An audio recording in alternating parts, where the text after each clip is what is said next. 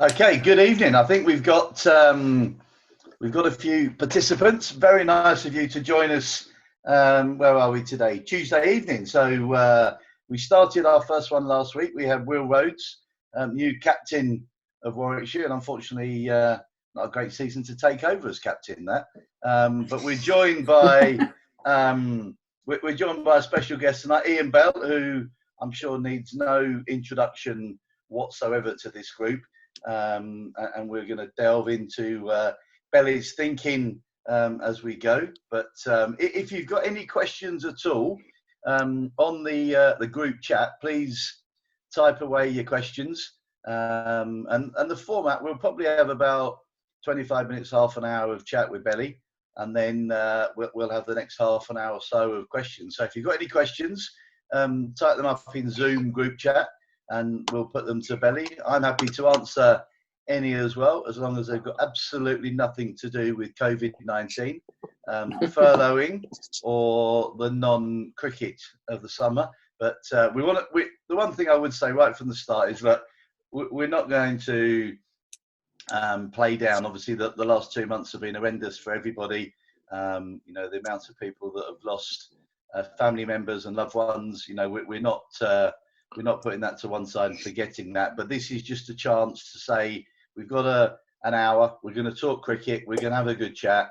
And as I say, none better than to start with Ian Bell. So Belly, normally would have been looking forward to this season. Would have been a few games into it by now. You've had a good pre-season.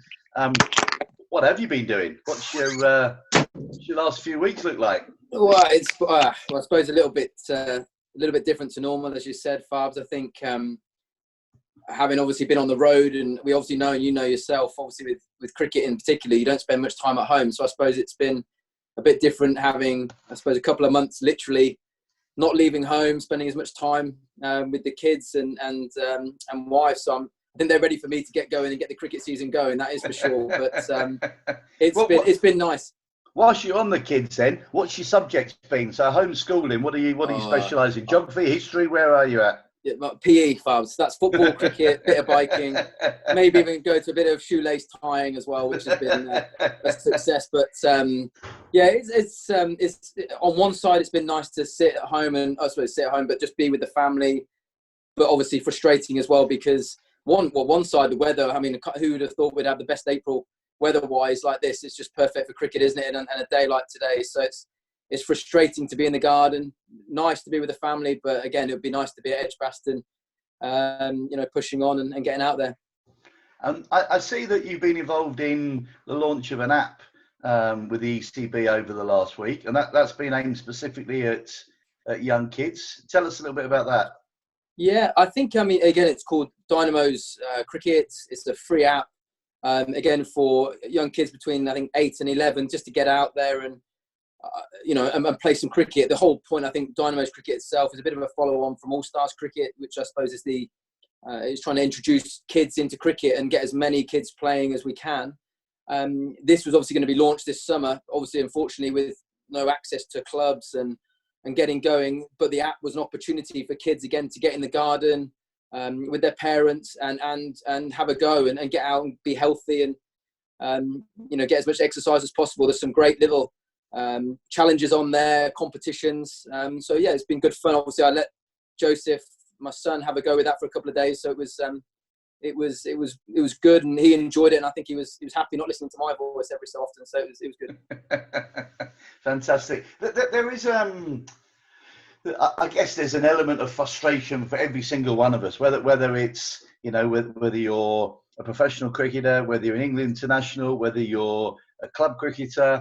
It doesn't matter whether you're a young kid, that there's an element of frustration about the lack of game time. But also, what about the concern? I mean, I'm nervous of the fact that last summer was a fantastic summer for English cricket. You played in, mini Ashes series. You've won mini Ashes, World Cup as well. Fantastic on home soil. A lot of good. The women won the World Cup a couple of years ago. There's been a lot of good built up in English cricket. And then the summer grinds to a halt. Do you share concerns about whether we can regain that momentum and get the game going again in this country? Yeah, I mean, it's frustrating, isn't it? I think, as you said, it was such a great summer last year for cricket in this country. Just what we needed, probably a little bit of a sort of, I suppose, 2005 moment where it really cricket just kicked on again, and it really caught the imagination. I mean, we couldn't have asked for, better games last year. That World Cup final, and then obviously what Stokesy did at Headingley, and young kids, they want heroes, don't they? And I think, this year we had that, or last year, sorry, we had the opportunity of the next generation of young cricketers being inspired. And yeah, it's frustrating that, again, like you said, that momentum can't be carried on this summer. We still hope that there will be cricket, and we're hearing obviously the England setup is gauging to getting some cricket and hopefully on TV, which will be, I suppose, it's not perfect and it's not ideal, but at least it's a start. But it would be nice to carry on that momentum, as you said, Barbs. It was such an amazing summer for all of us. I mean, that World Cup final in particular was just something absolutely incredible. Even after all of the games of international cricket you played, watching Stokes last year in both the final, Jofra bowling that super over, Stokesy and Leachy at Headingley in that, do you get as excited watching England playing big games like that? Oh yeah, 100%. I think the nicest thing, I suppose, from the World Cup final point of view, I remember I was just sat on the sofa actually with my son Joseph, and watching him was, that was an amazing moment. I mean, I couldn't watch some of those balls. I had to turn away a couple of times. But I think that was the nicest part for me was, one, we were watching something special that we might not see ever again. But watching my son really, probably not for the first time, it was obviously like sport, but this was really going to another level where, again, after that happened and finished, he wanted to get in the garden and play cricket. So it had a bit, I suppose, watching those had a sort of two sides. Very proud to watch, having, as you have as well, Farbs, playing with Stokesy when he was younger, and some of these guys, watching them come through and then achieve that was absolutely incredible. So yeah, it was amazing to watch. I mean, again, sometimes those situations, I think they're worse watching than actually being part of them or being in the middle. So it was, I felt nervous, there's no doubt watching it, but incredible for the sport, and those two games, the Headingley game and the World Cup final, were just incredible. Let's take you back to Stokesy then. I mean, you saw Stokes come in and play as a raw youngster, very raw, obviously skillful, obviously talented. The Ben Stokes that you first saw playing the game, could you see him at that stage being the player and having the impact he's having on games now? Yeah, I think so. I mean, not to, without, he obviously has gone to another level now, without a shadow of a doubt. But I think one thing that really stuck in, I mean, again, he came on the Australian tour in 2013. We'd obviously won in England. And then obviously, we obviously went, I wouldn't say light-hearted, but then Mitchell Johnson turned up in Australia. So that series, obviously, suddenly the whole Ashes flipped around very quickly. But Stokesy was on that tour, and watching him be a part of that series, where we were on the back foot a lot. And he got an amazing 100 at the Wacker, and he would just bowl and bowl. And there was not one backward step that he took against Australia at that point where that can happen. And you just looked at there and you just thought, this guy, not just on talent alone, but in terms of attitude, not taking a backward step to Australia at all, willingness to bowl all day in any conditions. Even on that tour, I don't know if you knew that from Farbs, he had major problems with his boots. So he'd gone to New Balance, and his feet were bleeding, and he was bowling, and he's typically so hot, he just kept going and going and going. And they were redoing his boots, sending him new ones, changing them up, and they couldn't figure out the problem until they figured out he was wearing a US size, not a UK size. So he's probably not the brightest tool. but he was like, what you knew about him was that when you wanted to go and it was going to get tight, like we've seen in these, you want him in the middle. He wouldn't take a backward step. I know you spoke about that, how Trevor sees him as a character, and when you're in pressure situations, he wants to be in the middle. And I think that was, you could see that stood out clearly in his first tour, even though we lost 5-0. He was out there reveling in the challenge against Australia, and it's no surprise that he's gone on and, like I said, achieves what he does. And you can't imagine this England side now without him. The balance of it and where it goes, whether he becomes more of a batter as time goes on and the bowling takes a more of a backward step. But yeah, you can't I think his improvement and ability to win games of cricket with bat, ball, field is incredible. So I'm really intrigued there by, you've talked a lot about his personality and his character, as much as you have, and probably more than you have, about his techniques. You obviously, over 100 Test matches, fantastic career for England. You would have seen a lot of players that got talked up in the media come and go in the England team, and in terms of the reason, without necessarily naming names, the reason that some are able to transfer their skills into international cricket and those that are not, is it down to technique? Is it down to character? Is it a bit of both? What's the defining factor to allow you to have that success?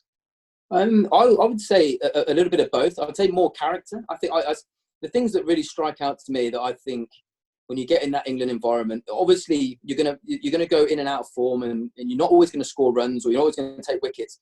The thing that strikes me, and I remember Joe Root coming into that side, and I think he had a willingness as well to go above and beyond. Anything for the team, I'll do that.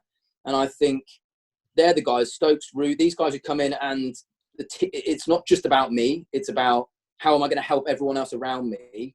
I think that to me, in that environment, when you do have a bad run, that looks after you as well, because when Root, you do short leg, you do silly point, I'll get the jumpers, and I think those guys who come in with that attitude to, one, they enjoy the challenge, they enjoy the moment, the big occasion, but I think they really get behind the team, not just come in with a quite an individual thing. Because I think, again, as we said, like when you stop scoring runs or you have a tough time, those little things around it actually probably give you a game or two more, when you're not playing well. And that's the ones that I suppose when I saw the younger this group now come in, the young ones who've gone on and been successful, they did that in abundance around the team.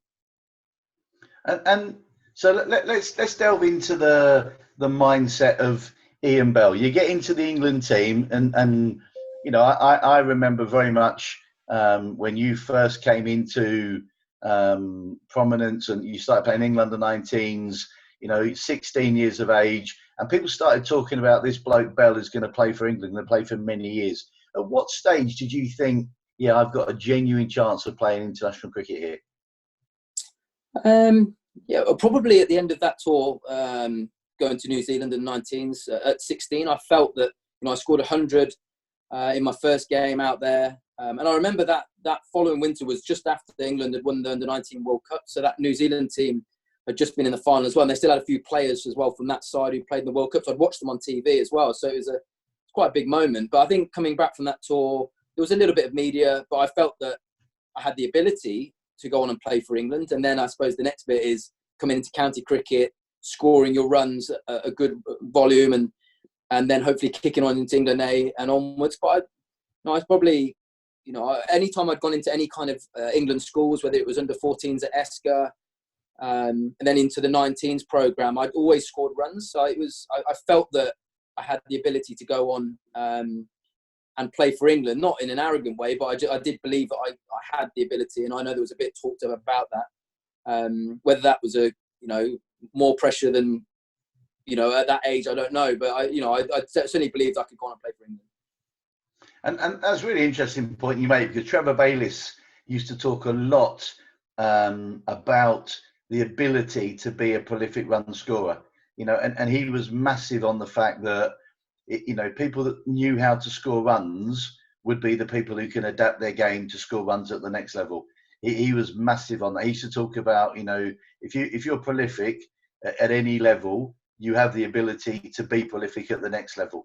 And that's obviously something you concur with there. So you get into first class cricket, that goes really well. You get selected to play for England. Talk us through your first couple of test matches for England. What's that like when you go in the England dressing room and you've got a test match and it feels different and people tell you it's going to be different? Is it that different to first class cricket? Well, the environment, I think the thing that is different is everything that comes with a test match. So the media coverage, obviously a full house.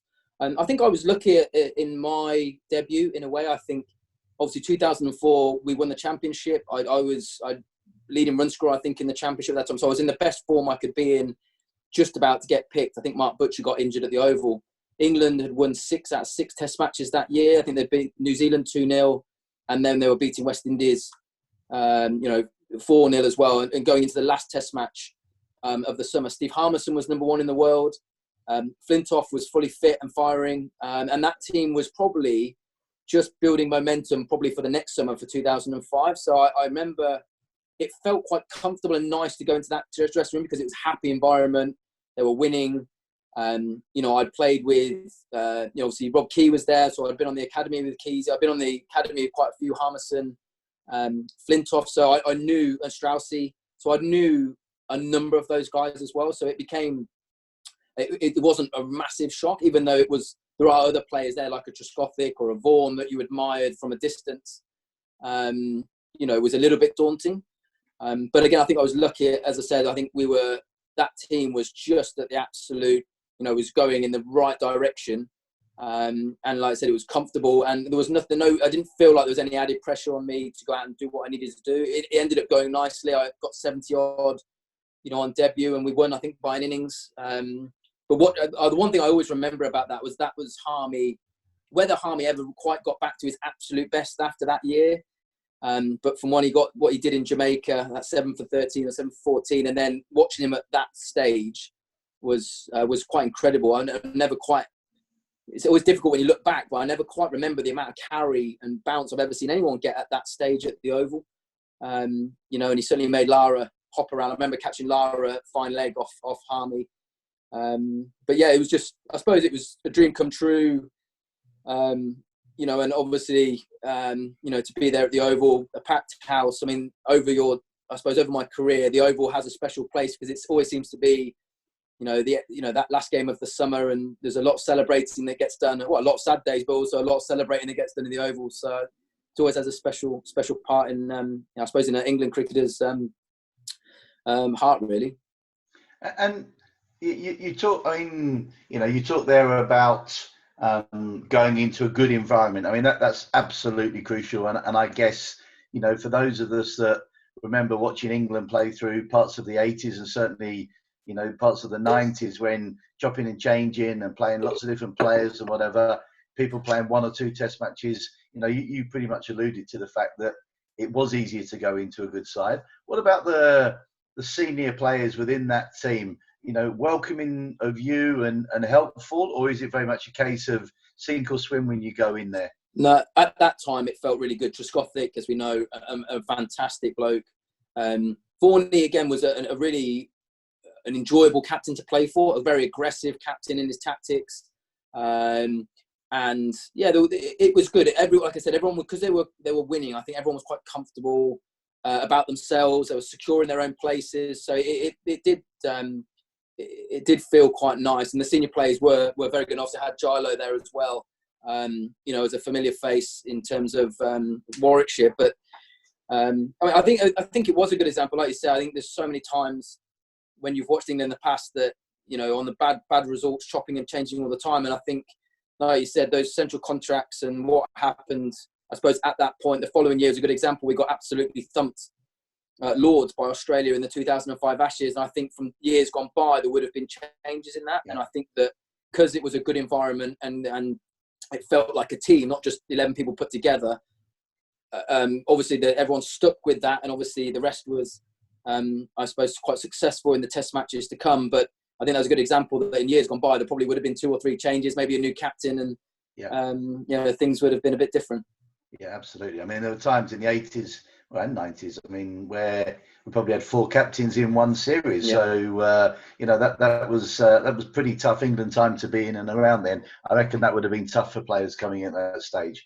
I mean, you talked of Ramps, who we both know very well. I mean, Ramps, I think, said he was dropped 17 times or something for England. I mean, it's no wonder that it was hard to settle and feel part of that setup. I want to delve a little bit more into the mindset of an international batter. So we hear a lot of television programs, we hear a lot of interviews of players talking about their preparation, how important their mindset is, and they talk pretty effortlessly about their mindset. international batsmen, you must have tough days, and there must be Mm. days when the ball is in the middle of the bat and you're not moving your feet quite so well. Yeah. When you have those sorts of days, how do you deal with them? How do you come through them? Well, I think certainly when things aren't right, I suppose as a batter, again, you're trying to problem solve all the time. I think when you're in the middle and it's not feeling right, you're trying to fight your way through those tough periods to when it does get a bit easier. I think, as you've said on preparation, I mean, again, I was a big believer in making sure that I could do absolutely everything I could going into a test match or into a game in preparation, so that I could go out and hopefully, play with some freedom and the confidence that I've done all the hard work, and just try and watch the ball and react. And that was part of my game. I always tried to make training as hard as I can, and still now, to try and be as prepared as I possibly can, to have that clear mind just to watch the ball. And I think I suppose over time I got better at it, but it's a really tough skill. I think Andrew Strauss was probably the best I ever played with at having that kind of level, he was always in that sort of level space where whether he got 0 or 100 in the evening when you met him for food, or you'd never quite know. And I think as a batsman in particular, I think that's a really good skill to have, especially when you're young. If you can understand that it is just a game, and you're not just judged on, what you are, on runs alone. It's there are different things that come with it. But I think that was a skill I had to get better at through my career. Was it's not the end of the world if you don't score runs, but I sort of probably learnt to be more acceptance of it if I'd done more preparation right. If I hadn't done my preparation right and I didn't score runs, then I know that would eat away at me, and I wouldn't quite know. I'd be more frustrated myself for lack of preparation than what I do in the middle. If I got the preparation right, then I felt I could go into the game with a real free mind, to trust my ability and react to what came down. And if you look back now at your international career, at what stage do you reckon you could say, I knew my game, I knew my prep, I knew my game, and I knew what I needed to do to be the best version of Ian Bell? At what stage do you reckon you knew that? I sat here now, still remember a moment in Bangladesh where I think I just figured it out.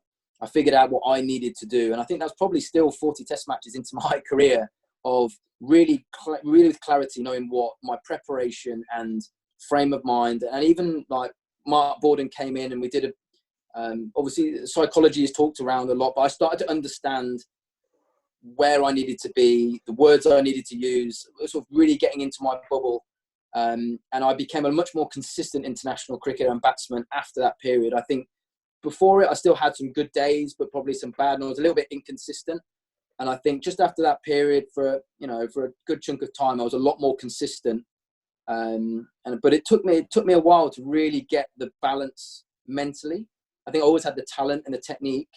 To get the whole package together, it took me 35 to 40 test matches, I think, to really say, okay, I sort of understand this now. And you mentioned Bangladesh there. What was it in that what was the light bulb moment? What was it that actually made you really realise that?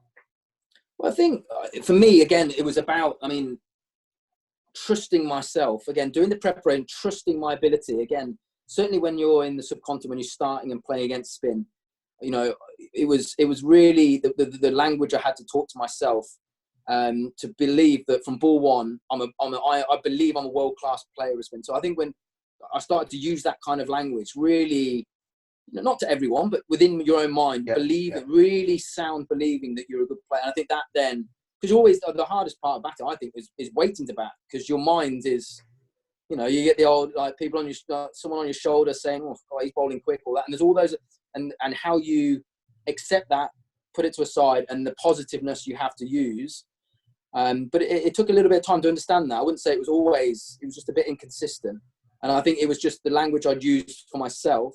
And in particular, playing in the middle order in the subcontinent, I wanted to be busy. And we spoke with Sangakkara the other day, and I felt that was my best way, was to be, when I kept, my goal was to not just survive. It was, all right, I'm going to put some pressure back on them early. And as soon as I managed to do that playing spin, the game changed. Long on would go back and I'd take easy singles. I might play a paddle sweep early. All of a sudden, the short leg's gone to 45 and the threats seemed to go. And I think the moment I was just a little bit more positive, the game changed a little bit for me. Fantastic. And so you mentioned spin there. You played against two of the best that's ever played the game in Murali and Warne. Both as good as one another, one better than the other. Who was the tougher challenge for you? So again, in a slightly different way. I think Murali was phenomenal. It was absolutely incredible. I think the thing with Murali as well, and you've worked with him, was one, I think when you go to Sri Lanka, it's a tough tour. One, physically, the conditions are incredible. Yeah. So you've got Murali whirling away one end, it's not giving you a lot, and it's 40 degrees and 100% humidity, and he's wearing you down. Even when you're playing well against him, he's wearing you down. And I always felt that when you play Sri Lanka as well, they were just so smart, street smart cricketers. They knew everything. They were just always, the detail always seemed to be incredible, and you're always fighting against Sri Lanka. So I enjoyed the battle against him. I tried to use that against him, be positive early, than just try and survive. I think if you try and survive against the top ones, then you do get yourself into a little bit of trouble. And the same with Warne. I think I had to learn that with Warne. I think to start with, I gave him too much respect. I just tried to survive and pick off the bad ball. But he's not going to, he's too good to do that. He's not going to, unless you put a bit back on him. And I think the second series in Australia, I started to do that. I started to be a little bit more proactive, a bit more busy, and I had much more success. I think Murali, again, had all the variations at the time I faced him and was particularly hard. Warne probably wasn't at his best when I faced him, and he didn't have all the tricks he used to. But what he did, he controlled the environment like I've never seen anyone else.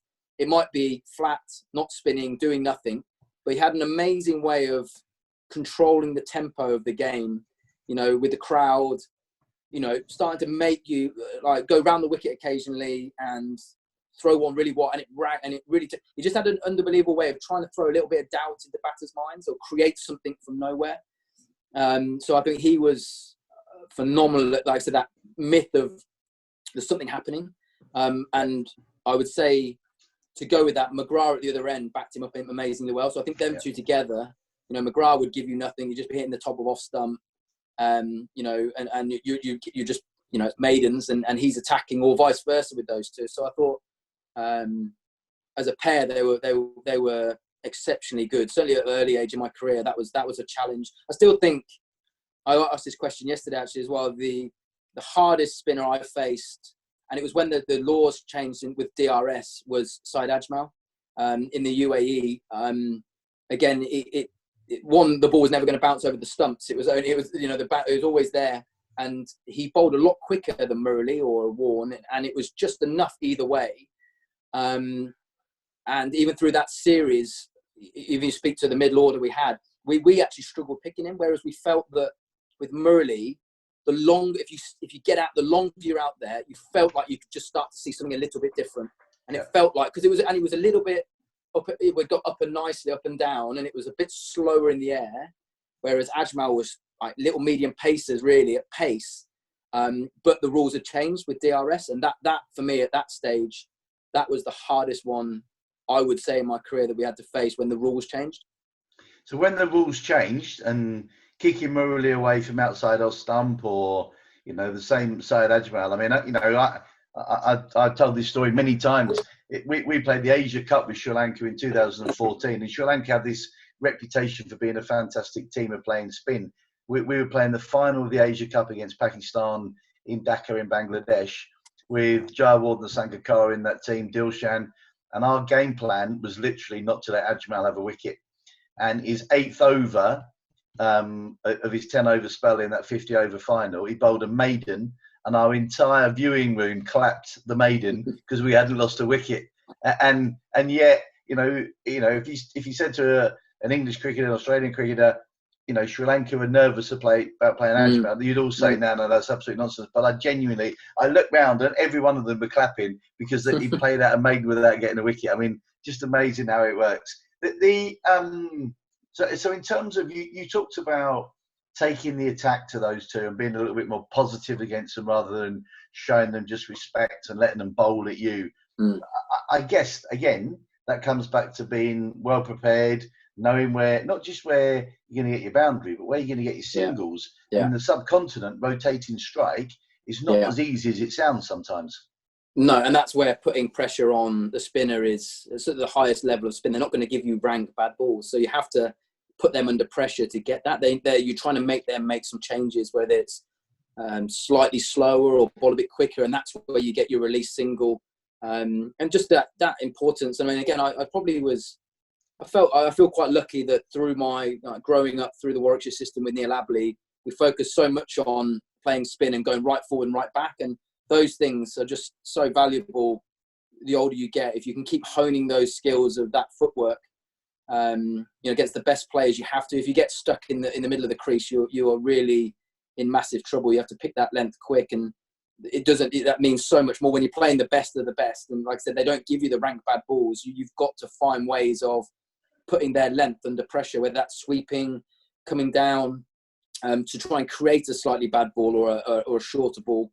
I think the best players that I played with, their footwork was great, but they were very positive to try and put pressure back on. But I think as well, again, watching the top players is what they do so well. And probably Sangha and Mahela. I remember Mahela, I think, did you get Mahela with us in, I think it was in the UAE. And I remember him talking about, even before you playing spin, it's you understanding what kind of wicket you're on. So if you're on a day one pitch and it's flat, then all options are on.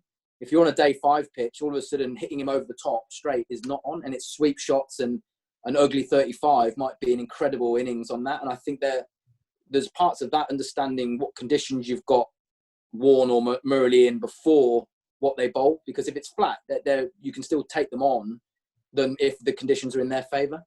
Yeah.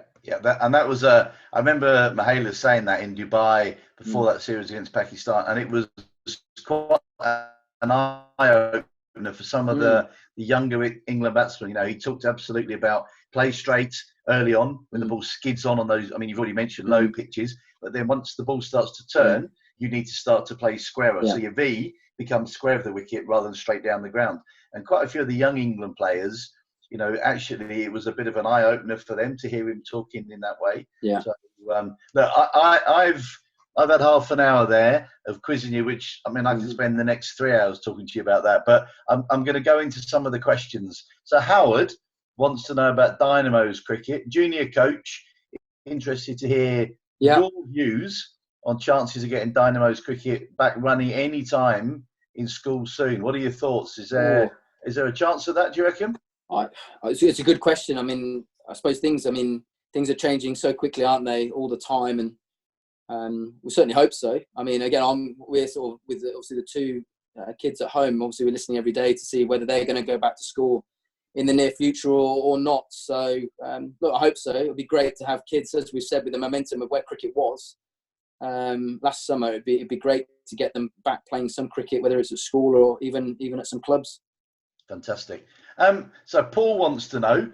This is another one for you. He wants to know who your best coach is that you've worked with. Now, you've alluded to Neil Abley, obviously had a huge impact on you as a young cricketer, but just talk us through perhaps a couple of the different coaches that you've worked with, and what sort of things they've helped you with, and how perhaps coaching changed as you went through your career. So rather than having to get the basics and the groundwork, how perhaps coaches later in your career, people like Duncan Fletcher and others, the sorts of things you might have picked up from them. Yeah, I think, no, exactly. I think the best thing I had, I suppose, certainly from my early ages with Neil, we worked hard on the basics. So, and I suppose it was probably a little bit easier then because there was no T20 around. It was based around 4-day technique. So we'd really hone good technique around the top of off stump. Can you play the short ball? Certainly from about the age of 14, because you're not going to go through to professional cricket if you can't play the short ball.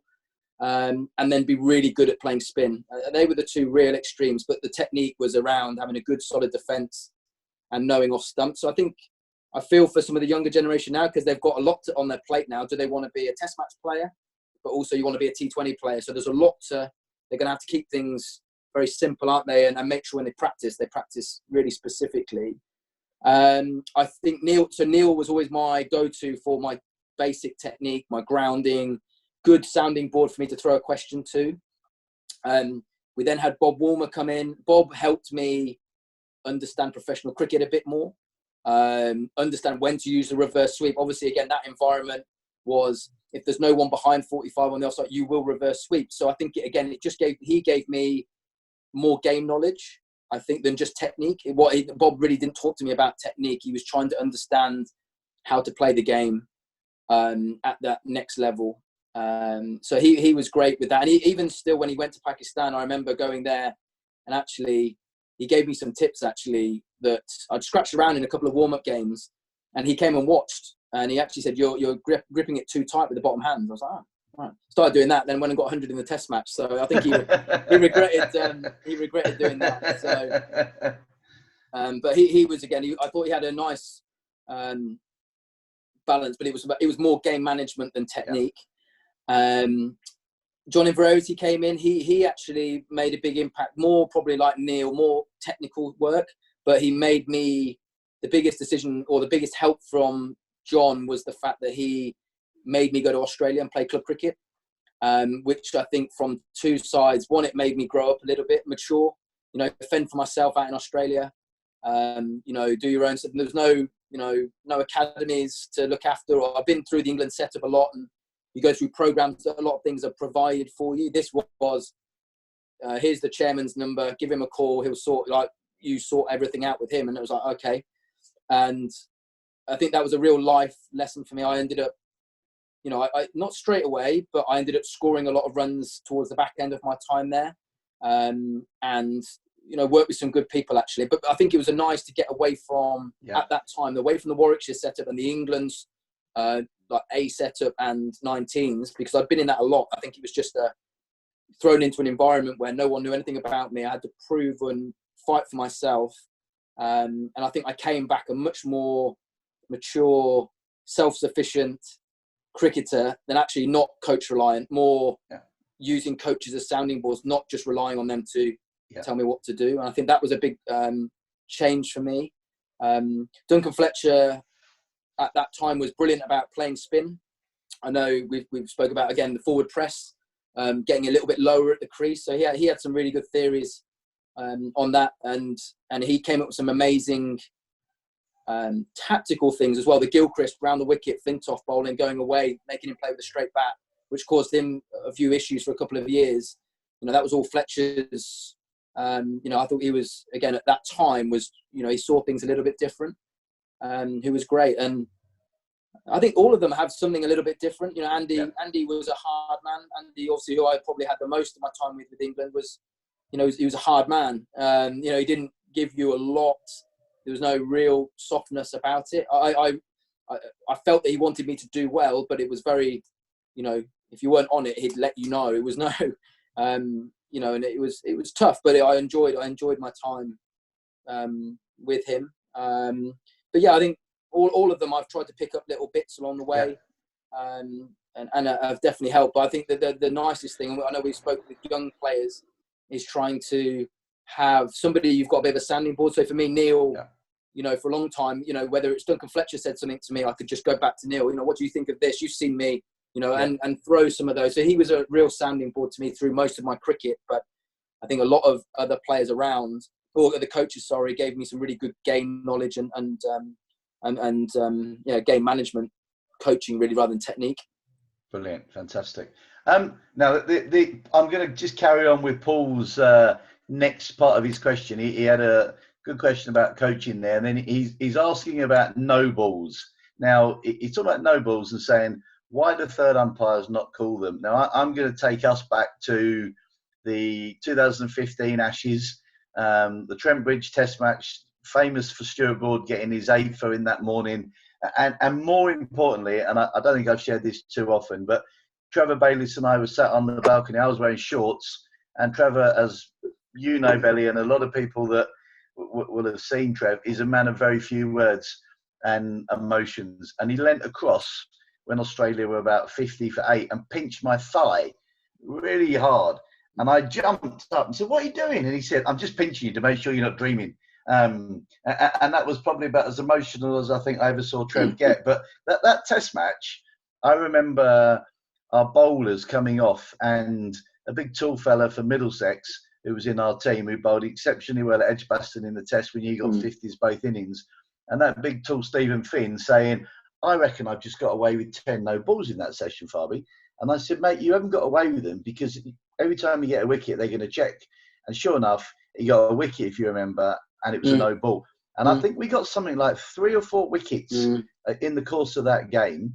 And the amount of people that say, why does the third umpire not call the no ball? So come on, Belly, why does the third umpire not call a no ball? Well, I suppose it is a good question. I mean, I don't really know. I from a batting point of view, I think they should be checked. I mean, they are checked now all the time, are they? Is that at that point they probably weren't? They check on wickets, but the last Ashes series we followed with a one-day series against Australia, which we beat Australia 4-1. And the first Test match, the first one day, Mitchell Starc in Brisbane was bowling no balls, and I was watching on the monitor. And at the first drinks break, Simon Fry was the 4th umpire, and I went down to the fence and said, "Si, when you go on, tell Kumar Dharmasena, who I know very well from my Sri Lankan time, I said, tell Kumar that he's bowling no balls. Every over he's bowling no ball. It's costing us a free hit and it's costing us runs." And I said, "I know you check it if it's a wicket, but why are you not checking it?" Yeah. He came back and he said, "Kumar said to tell you he can't look at the front foot and the pad at the same time."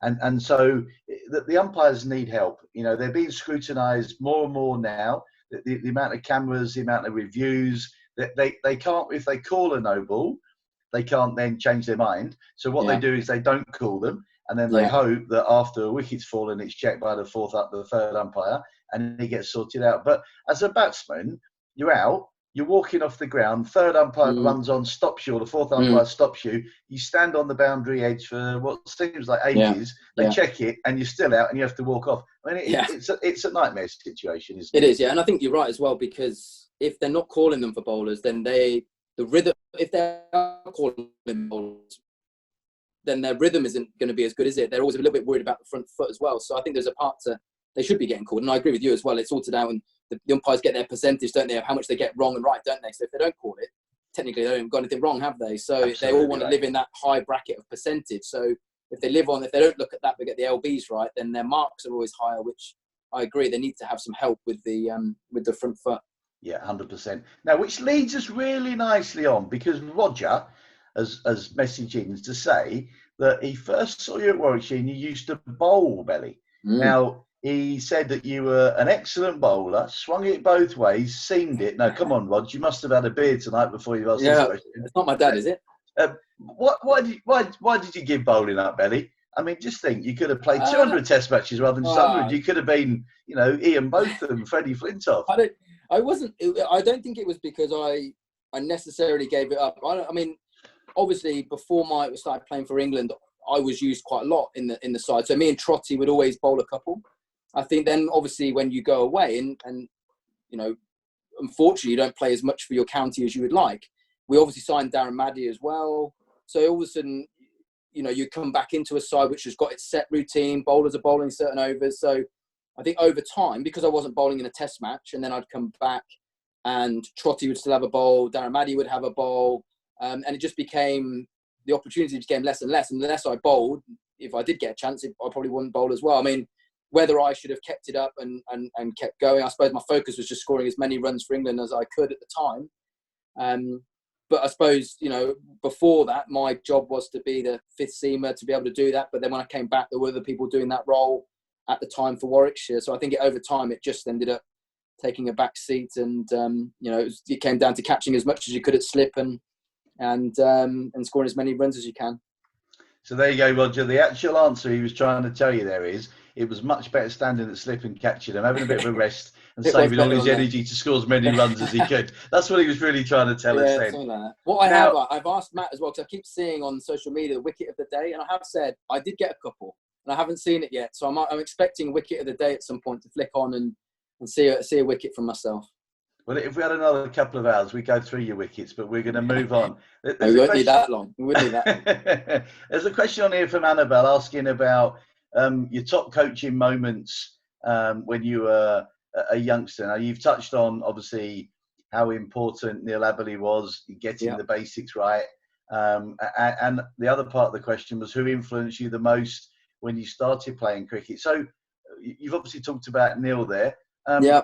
What got you into cricket in the first place? What I mean, was it like Joseph watching on the sofa and you just think, I want to play that game? Yeah, I mean, we obviously had a very, I suppose, quite a sporty family. So it was either football, cricket, rugby constantly. And obviously with a younger brother, we were always in the garden scrapping and whatever sport was on before cricket really took its path.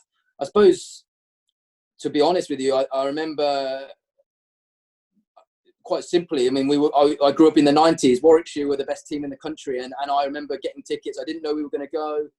And my dad got tickets for myself, my granddad, family to go to the Lord's final. And obviously we watched Warwickshire beat Sussex. Asif didn't score 100, ran on the outfield, with all the Warwickshire fans. And from that day, I just wanted to play cricket. And I think that was pure and simple. I suppose the moment that it wasn't football, rugby or anything like that. I just wanted to play cricket. And I think that was, I couldn't have grown up. You couldn't grow up in a better era if you wanted to be a Warwickshire cricketer than at that point. And I think going on with that, I think I was lucky. I played at Coventry and North Warwick, and they just put me in the first team and they let me play. I think again, I look back, they didn't have to, and I grew a lot actually. Not from coming out of youth cricket at around 14, playing against men. My growth in my game went like that.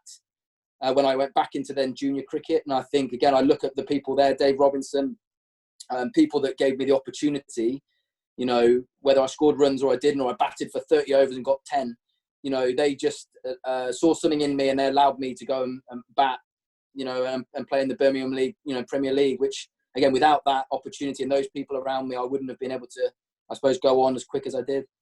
Brilliant. Well, that leads us really nicely into Scott Thompson's question. Now, Scott said you played in the Birmingham League last year. Not for long. Well, I was going to say, albeit briefly, but we won't spend too much time dwelling on that ball. But the question is quite intriguing, actually. How do we take players at these levels into playing Test cricket and not just becoming one-day warriors? And should we be saying we want to try and give everybody the opportunity to play all forms of the game? Or is it actually acceptable to say, if somebody's really good at a one-day skill, we keep them going down that one-day route rather than trying to teach them other skills and maybe lose those one-day skills that they have to try and make them play an all-round game? Where do you stand on that view? Yeah, no, I think it's very acceptable. I think it is. I think if you ask any player, a top player or good player, they want to play 4-day cricket or they want to play Test match cricket. That's you see that. Yeah. But I do see it very viable now that you're going to have players who are going to be 2020 players, or they're going to be white ball cricketers, and may not necessarily go down the 4-day route. I do think that's the case, but I would say majority of players, if you were to ask them, they want to be good red ball cricketers as well. I think that's where it's a big challenge, isn't it? And I think even that's what I enjoyed listening to some of the Joss Butler interviews. He doesn't have to play Test cricket. He can go and earn a lot of money playing the IPL, and all the franchises would have him. But there's something there that he recognises he wants to play. He has to play, or he wants to play Test match cricket, which I think is a great message to all the next generation below him. That one of our best white ball, certainly T20 cricketers, still has a drive to test himself in Test match cricket, which you'd ideally like that's the case, and in the future that's still the case. But I do believe I don't have a problem with people that want to go the 2020 route if their game suits that. As I said, I think the next, or certainly the younger guys, it's not easy. Like you said, you've got to get your practice right, but you have to know that, okay, this net is a red ball net, and I'm going to be disciplined. I'm going to leave the ball. I'm going to get my mind, but then I've got to have a T20 net, which is very, very different. Yeah. And the technique might be a bit different. You might be a bit wider in your stance. You might not be triggering back and across. You have your options, and the technique might be slightly different. So I think it's definitely fine for me that if people want to go that route, but I still believe that most people, if you ask them, they will still want to dominate in red ball cricket as well as T20 cricket. Yeah, and you've alluded to all the way through this, and I certainly concur with you in that all the best players, even in white ball cricket, the best players in the world have still got the basics of their game right. And that for me is the absolute key. So for coaches working with young players, get the basics right, get the balance of batting right. The ability to judge length comes from having your eyes level, your head still. You know, even Jai Surya, who people look at and say, you know, very unconventional, but his key was making sure that his eyes stayed level and his head was still. As soon as his bat got a bit far away from him, tap in, and he started to fall over a little bit, he became vulnerable. Once he stood himself up and leveled his shoulders and hips up, he could play anything, red or white ball. So the fundamentals are still key, though, aren't they? Yeah, absolutely. I was actually quite surprised, Farbs, as well. This winter, going with the 19s, I expected to go into that environment and see just 16 kids who want to play T20 cricket. But when I spoke to the batters in particular, a lot of them were like, no, I want to play Test cricket. Yeah. Which again, for the 19-year-old, I wasn't quite sure what I was going to walk into, whether it was all going to be, you know, ramping over their heads and reverse ramping and doing all that stuff. But I would say, 90% of that group all want to go and play Test cricket for England. I mean, they're not all going to, but again, it still sees that 19 group now see Test cricket as the pinnacle, which it's nice to, you know, it's nice to hear.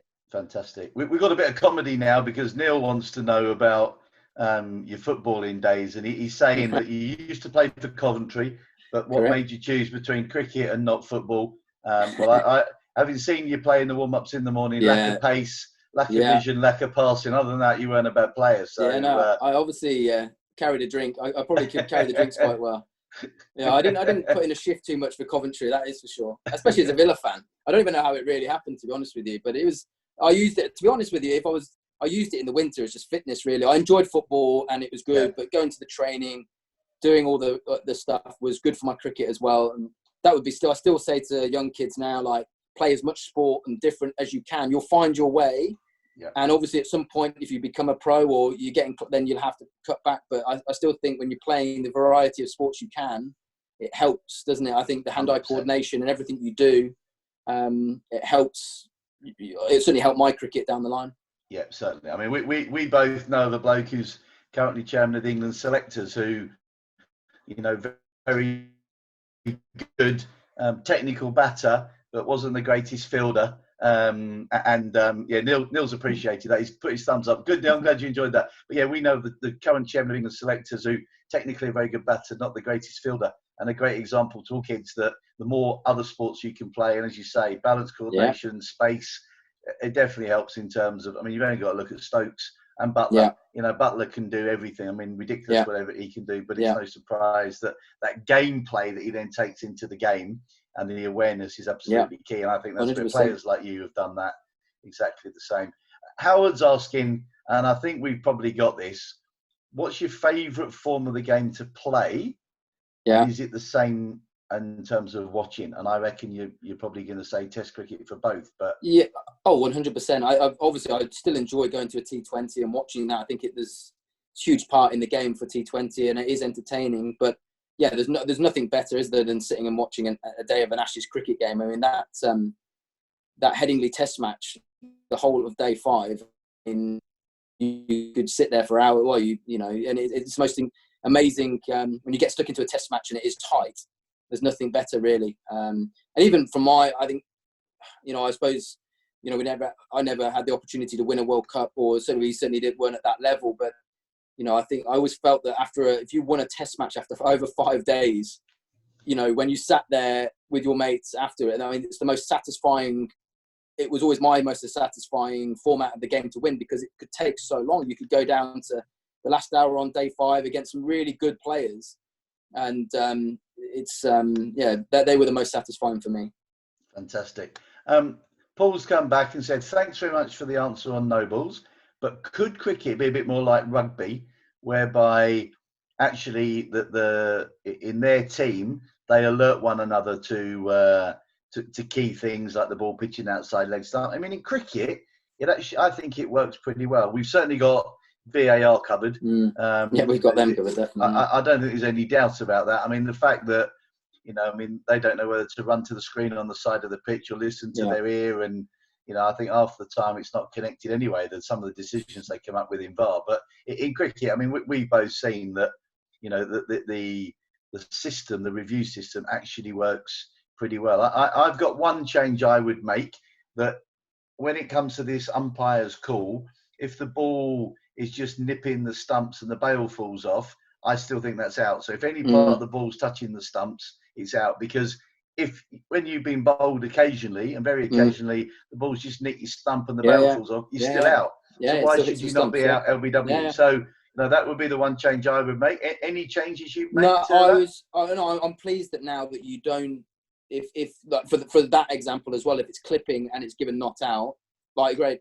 Well, technically, if they'd given it out, the original decision was out, it would have been out. So I'm happy that you don't lose a review anymore. I think when it first came in, you might be right, but it was all about the umpire's initial decision. As we know, as we've said a little bit, a lot of umpires can be a little bit not out now with the system, because if they give it out and they have to overturn it, then their marks go down rather than the way of being a little bit more cautious. So I'm happy in a way that, but I've got no problem if it's hitting for me, as you said. But it was a game changer when it came in. There's no doubt. Like you said, using your pad just went out the window. So I don't think, like you said, we're a million miles away in cricket, really. It's a pretty good system. It's a lot better than, like you said, VAR. That is for sure. Yeah, no, that's a shocking system. I mean, how you can be offside by your armpit, I'll never know. Yeah. The footballers are vain enough as it is. If they start shaving under their arms as well, just to stop being offside, then the game has gone mad, hasn't it? I was actually involved in the first series. I was assistant coach for Sri Lanka. We played India 2008 in Sri Lanka, and it was the first ever series with the umpire review system, and it was 3 per innings per team. And you know Dilshan very well, and Dilshan was given out by Mark Benson, the England umpire, for naught, caught behind, and reviewed it before Mark had actually got his finger out of his coat pocket to give him out. He was already reviewing it before the finger went up, and there wasn't enough evidence to support the decision, and he was on naught, and Benny had to overturn it, which, as you remember from Benny, he wasn't the most enthusiastic umpire. I mean, his square was about that big. He could have drawn it with one hand. He was a pretty laid-back character, and he had to give him not out, and the Indians were absolutely distraught, and Dilshan went on to get 100, which further compounded their misery. And he was fielding at leg slip to Murali bowling round the wicket. Sachin Tendulkar came into that series needing 110 runs to be leading run scorer in Test cricket history. And he left still needing 30 from 3 Test matches, 6 innings. It was a series where Mendes came into the scene, got 29 wickets. So Murali, I think, got 21, Mendes 29 wickets in the series. And Dilshan fielding at leg slip, and Murali round the wicket, down the leg side. Sachin went to sweep and went through. Dilshan caught it one-handed, running around appealing. Nobody else on the ground, any sign of appealing. And Dilshan convinced Mahela that Sachin had hit it. And so Mahela, because there were 3 reviews, said, okay, we'll review it. And it just nicked his thumb, and you just saw the ball flick his thumb as it went through, and he was given out. And from that moment on, that's why the Indians didn't want the review system in the game. They didn't want it because it went against the great Sachin. Yeah, and I do believe there's players that I would play that they should have been banned from using it, because Trotty he'd have reviewed it when his stumps are flat on the floor as well. So there's a few of them that would, like, they should, like, team chats before, you can't use it. That is for sure. I absolutely think the best one I've ever seen, Alex Hales in a one-day game caught mid-wicket at Trent Bridge, playing for England, caught mid-wicket in this one-day game, and him and Ruti came together in the middle, and then he reviewed it. And so I said, well, I've never seen anybody review one to mid-wicket, and jumped up, as we all do. You know what it's like. You all run inside, quick look at the TV. He smashed it. Anyway, Hales came off, so out, comes off, and as you know, at Trent Bridge, upstairs in the home change room, you got the main part of the change room, the small bit at the back, and Hales went in there. And I was desperate to go and ask him what he was thinking. And he went in, he sat down, and to get to the toilets in there, you have to go past that little bit and up the stairs into the toilets. So I waited until he sat down, and then I made as if I was going to the toilet, and I started walking up the stairs. As I was up the stairs, I was just staring at him like that. And he looked up at me and he said, "Ruti made me do it." And he completely blamed Ruti for wasting a review. So, I mean, it was hilarious. It was absolutely hilarious. Right, another question for you from Matt here. Matt's asking about video analysis to improve your game. Is it something that you've used during your career? 100%. I think if you can see things back as well as feel them, I think it's always good. Not just I always find sometimes you video things and people sometimes try and look at the negatives or what have I done wrong, or certainly you do in the season, you get out and and we can now watch it back. And I think sometimes you've got to be careful how you use it, because I think you can actually look at the really good stuff you do. Yeah. And then that as well, the muscle memory that you get from feeling it, and then you're reconfirming it from watching it. So I think that used in the right way, it's a really powerful thing to do. But sometimes people use it on the real negative side, and they watch how they get out all the time, and rather than use it, in the nets where they can hit a real nice shot and go, okay, I want to watch that back because that felt right. So getting the balance of how you use it is important. Brilliant, fantastic. Well, I've got one that I wanted to ask earlier, and you've alluded to it a little bit in one of your answers about the 19s. Obviously, we all want to see you back playing cricket, scoring thousands of runs, and seeing that fantastic drive through the offside, which you're famous for. I mean, you weren't bad at the square cut as well, and you could clip off your pads, so it wasn't just one shot. But you obviously get into a stage where you do start to think about life after playing, and you're very well prepared. I mean, it's come out throughout this last hour that preparation is absolutely key. So I'm guessing there's an element of preparation for life after Ian Bell, the batsman. Coaching sounds like it's a route you're going to go down, or are we going to see you in the Sky commentary box waffling on like the rest of them? I'm not. I'm probably not in the Sky box. I mean, I enjoy from time to time going in and talking about cricket, but I think the one thing I would say from my experience this winter is the fact that I enjoyed, again, being part of a team, helping guys go and try and achieve what they want to do. So I really enjoyed that feeling of, like I said, going out and doing that. So I think I didn't really, when you do commentating, it's good and you talk about the game, it's great, but you're not really attached to the game. And I still felt, with coaching, you had that great opportunity to, like I said, you're helping other people go out and try and score runs. So for me, the feeling when Dan Mousley got the 100 at the end of our World Cup, it meant a lot. I mean, watching him, do it was great, but all the work that we'd put in and the conversations was satisfying. So I really enjoyed I enjoyed everything about it. So I think, for me, that's the route I'd like to go down when I finished. It was obviously that we had the lows of that tour as well, but I think that for me is definitely the route I'd like to go, and doing all the qualifications, make sure I get all that right, and look for some good challenges. Fantastic, brilliant. We're going to go back. Ty's got a question here. Ty wants to know, who was the most difficult bowler you faced and why? I'd probably already obviously mentioned Syed Ajmal. I think at that period of time with DRS, he was just at his peak as well. He hadn't been called as well. I know later on he got called for his action. That was no doubt, not just for me, I think for the group, the middle order in particular, it was the hardest to start against. We'd always be 20 for 1 or 20 for none, and all of a sudden we'd be 50 for 5. It was constantly like that every series, but he was the hardest to start against. But it was the pacey bowl. It was so quick, a bit either way, not massive spin, just enough either way. And then with DRS, as soon as it clipped bad, it was out. So I'd say that was the hardest part. But then again, after he'd been done for, obviously he'd had to remodel his action. He was a different bowler. I remember scoring 100 against him when he was at Worcester, and he was a completely different bowler. But I'd say he was the best. I thought Syed Khan for a period of time was incredibly skillful. He had I think he had a season with Worcester where he got about 80 wickets, 70 wickets, and he learned how to bowl with the Duke's ball. And I think India beat us in a series in about 2007-8 here, and he was phenomenal. He could bowl over the wicket, round the wicket with the new ball, but also then with the reversing ball, which a lot of subcontinent bowlers have got great skills with that. So he had a 2 or 3 year period. He was really challenging, not on pace because he wasn't the most quick, but his angles and how he used and set you up. That was a real challenge, actually. Yeah.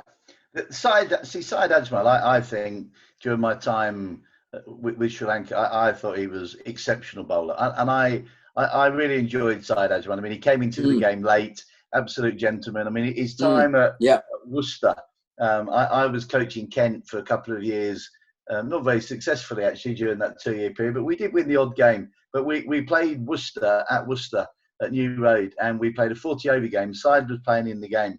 And I said to all of our lads, listen, Said Ajmal, I've got him cracked for you, lads. All you've got to do is watch for the thumb. When he bowls his doosra, the thumb actually appears on top of the ball. So you see the release and you see the thumb. So he's giving you the thumbs up, it's a doosra.